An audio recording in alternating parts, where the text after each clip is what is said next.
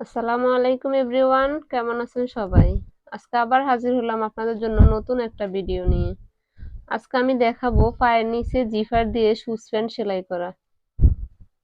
এই প্যান্টটা আপনারা টিপ বোতাম ছাড়া জিফার দিয়ে শুজ প্যান্ট সেলাই করতে পারবেন। এখানে কাপড় নিয়েছি আমি 2 গজ 4 গিরা পরিমাণ। কাপড়টাকে প্রথমে আমি 2 ভাঁজে ভাঁজ করে নিলাম। এখন কাপড়টাকে পাশ করে বিছিয়ে নিয়ে এখন 2 ভাঁজ থেকে আমি কাপড়টাকে 4 ভাঁজ করে নিলাম। এখন প্যান্টের পাশ নিচ্ছি আমি এখানে 14 ইঞ্চি। এখানে 4 পাটে কাপড়টাকে আমি 14 ইঞ্চি নিতে হবে পাশ, এবং লাম্বা নিচ্ছি আমি 33 ইঞ্চি। কাপড়ে যতটুক পাশ আছে ততটুকুই নিয়ে নিলাম। এখন হাইয়ের দিকটা নিচ্ছি আমি 10 ইঞ্চি।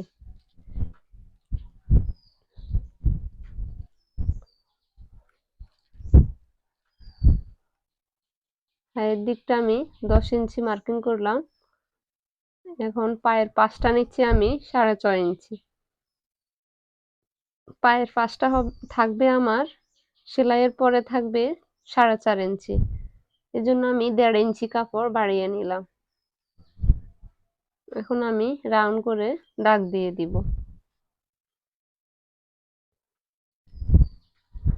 এখন কাপড়টাকে দাগ বরাবর আমি কেটে নিব।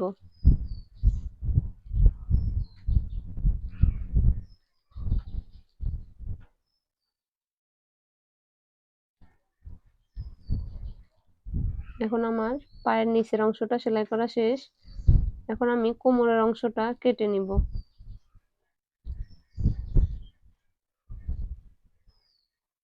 এখানে আমি লাম্বার অংশ নিব 10 ইঞ্চি। পুরোটা 10 ইঞ্চিতে আমি মার্কিং করে দিব।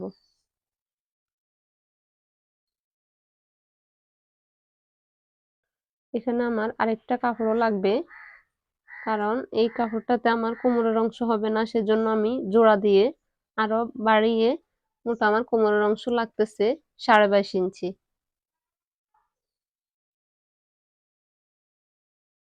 এখন এর সাথে জোড়া দেওয়ার জন্য আমি আরেকটা পাট নিব। এর উপরে বসিয়ে একই মাপে কেটে নিব।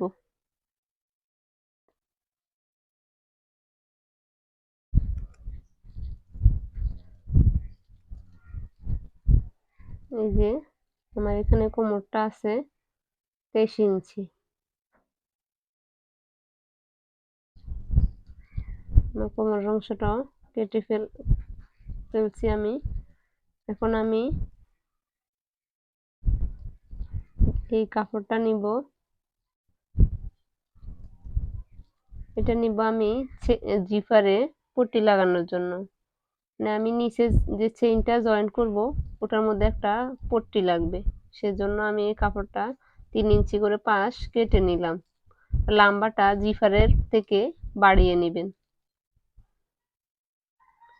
এখন আমি হাইয়ের জন্য পট্টির জন্য এই কাপড়টা কেটে নিলাম।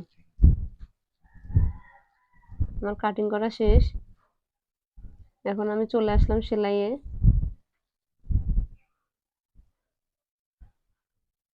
এখানে আমি জিপারের মাপে নিব।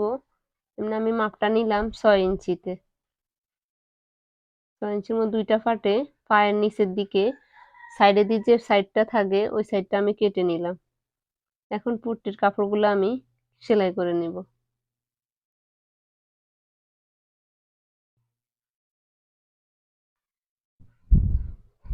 দুইটা কাপড়ই সেম ভাবে আমি সেলাই করে নিব।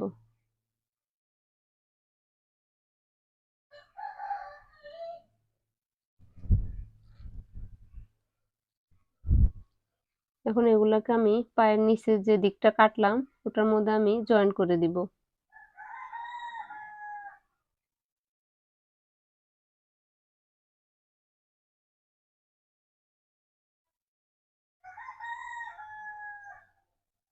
এখন আমি বাড়তি কোনাটা কেটে নিব সেলাই পর্যন্ত, শুধু সেলাইটা আমি বাকি রেখে দিব।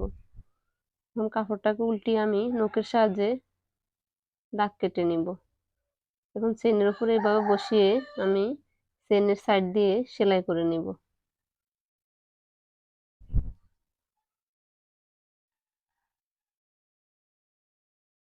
এবং সুইটাকে দাঁড় করিয়ে আমি অন্য পাটটাও ঘুরিয়ে নিব, অন্য সাইডে ঘুরিয়ে নিব।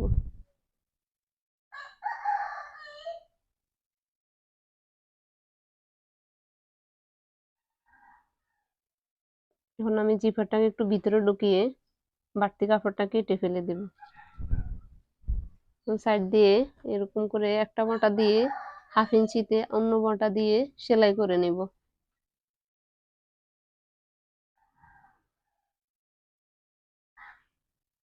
দুইটা কাপড়ই সেম ভাবে ধরতে হবে।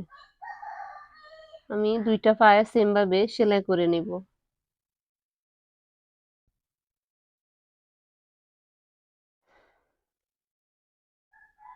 যে দেখেন আমার একটা পাও রেডি হয়ে গেছে। এখন আমি কুচিগুলা দিব। এখানে খেয়াল রাখবেন 4 ইঞ্চি পর থেকে আমি কুচিগুলা সেলাই করা শুরু করছি। এদিকেও আমি 4 ইঞ্চি বাদ রেখে দিব।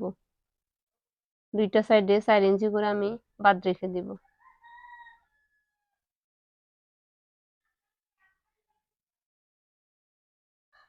কুচিগুলা সেলাই করা শেষ।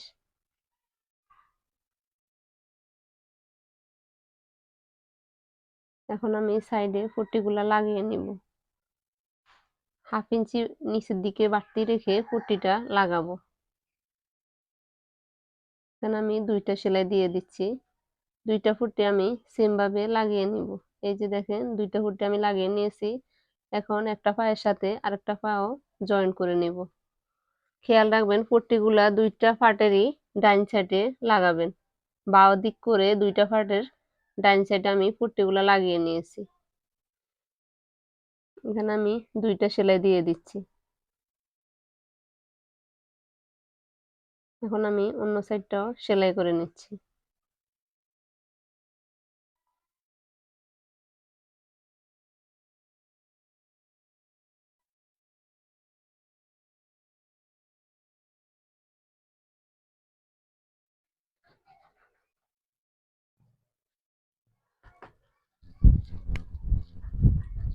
এখন আমি কোমরের জন্য যে দুইটা পাট কাপড় নিলাম ওগুলো আমি জোড়া দিয়ে জয়েন করে নিব।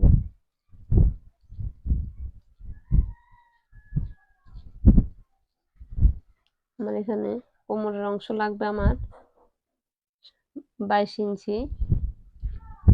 এখানে আমি 22 ইঞ্চিতে সেলাই করে নিচ্ছি।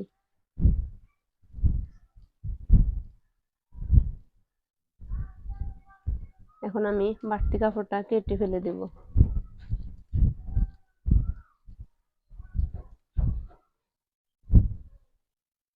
কাপড়টাকে আমি ভাগ করে নিলাম। ভাগ করে প্যান্টের নিচের পাটের ভিতরে এভাবে ঢুকিয়ে দিব। খেয়াল রাখবেন ওই কাপড়টাকে ভাগ দিক করে আমি প্যান্টের ভিতরে ঢুকিয়ে দিতে হবে। তাহলে কোমরের সাইডটা আমরা সেলাই করে নিব।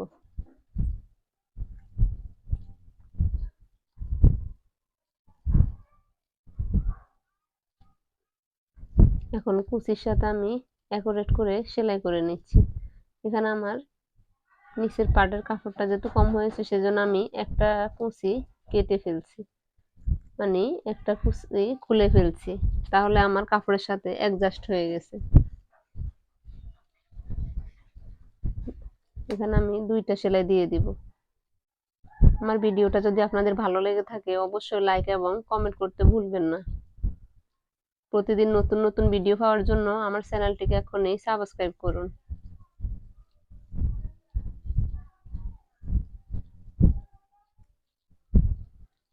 আপনারা যদি লাইক এবং কমেন্ট করেন আমি ভিডিওটা করার জন্য উৎসাহ পাবো এবং নতুন নতুন ভিডিও আপনারা দেখতে পাবেন। এখানে পায়ের নিচের অংশ নিচ্ছি আমি 4.5 ইঞ্চি। এখন আমি সোজাভাবে সেলাই করে নিব। পট্টির কাপড়টা অ্যাকুরেট ভাবে ধরে আমি সেলাই করে নিচ্ছি।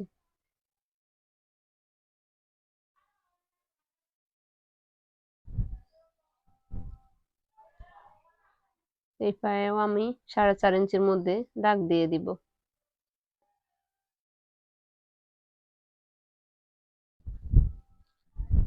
এখানে আমি 2টা সেলাই দিয়ে দিচ্ছি।